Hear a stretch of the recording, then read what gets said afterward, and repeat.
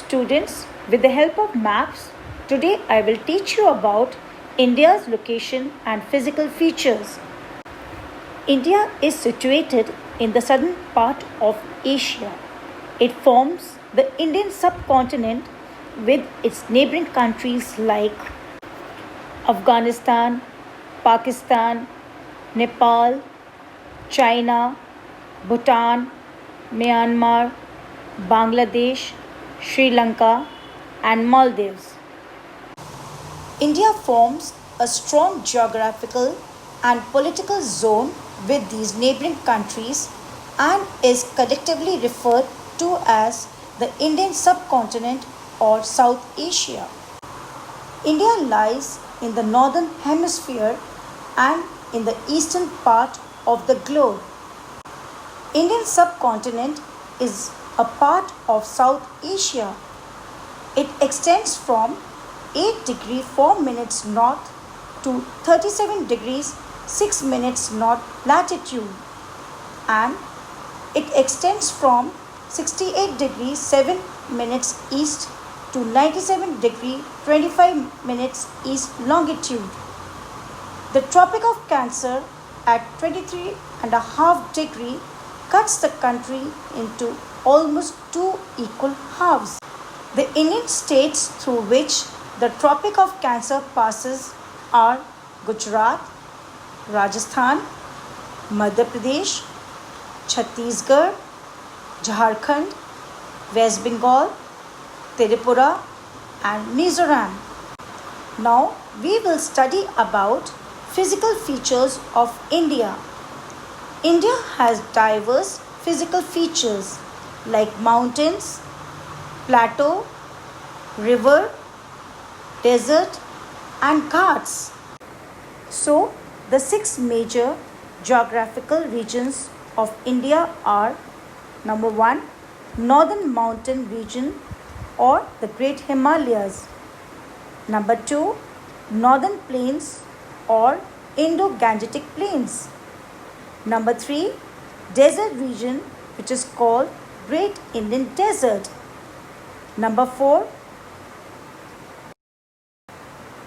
the Peninsula Plateau or the Deccan Plateau or the Indian Plateau.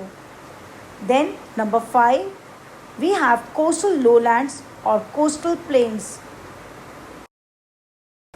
with Western Ghats and Eastern Ghats.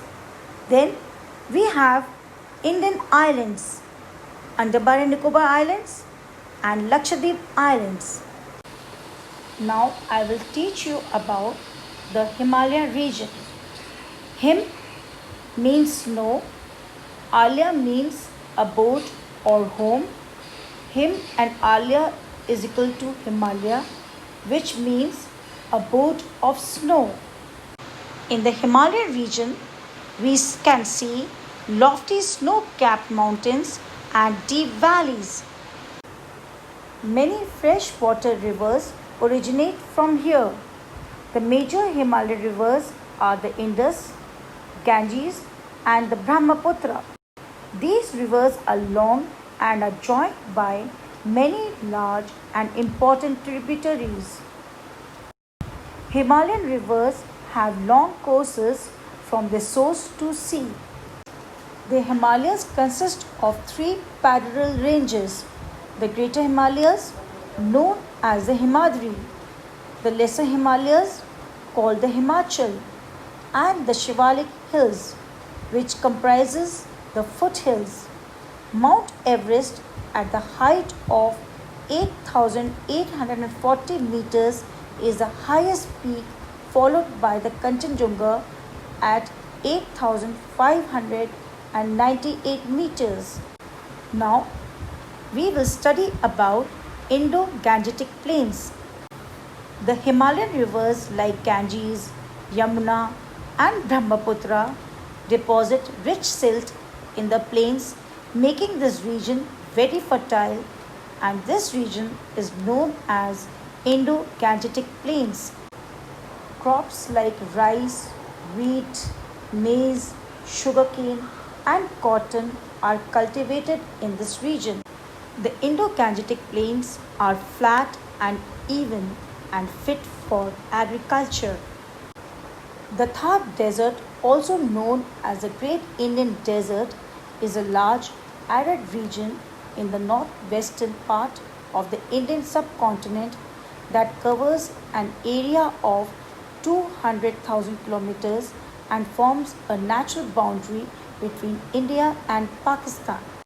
It is very hot, dry, and sandy with very little cultivation of crops. The peninsular plateau covers most of the lower half of the country and lies in the south of the Indo Gangetic Plains. Important mountain ranges in the northern part of the peninsular plateau are Aravallis, the Vindhyas, and the Satpura ranges. The Narmada and the Tapi are the west flowing rivers of this region. On the western side of the plateau, we have western coastal plains and western Ghats. On the eastern side of the plateau, we have eastern coastal plains and eastern Ghats. There are two groups of islands. One of them is the Andaman and Nicobar Islands, which are estimated to be more than 570 islands, of which 38 are inhabited. The other one is Lakshadweep Islands, which is a group of 36 islands, of which only 10 islands are inhabited.